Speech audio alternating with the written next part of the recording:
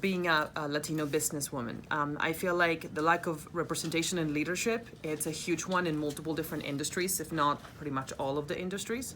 Lack of funding, I feel like, is also another really big challenge. But in my personal history, the biggest challenge has been navigating the American business world while being true and authentic to my heritage and who I really am. And thinking about this earlier in my career, I can tell that I was really trying to figure out what I needed to be to fit in the American world, in the American business world, to be accepted, to get the business, to get the sale. And later part of my year, so I've owned Twin Realty Group for the last 10 years, I've realized that the more I show myself, my heritage, and yes, I mean 20 years of my life in the States and 21 in Argentina, and that crazy mix that comes out is what people love about me.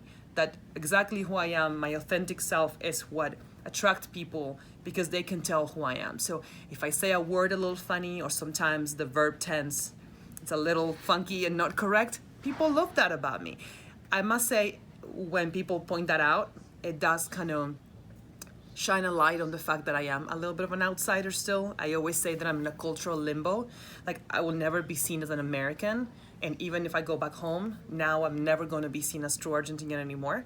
So you have to kind of own this cultural limbo of becoming who you are. And in your business, I feel like that's what sets you apart. That's when somebody meets you, what's going to remember you by is your accent, or maybe it's just something different.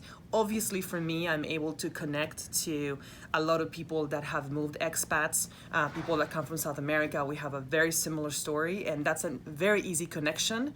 But I found that for Americans, all of those quirkiness are things that they remember me by, and it sets me up from the competition, especially because I'm very authentic. At this point in my life, I'm just who I am, and if you like it, great, and if not, there's somebody else for you.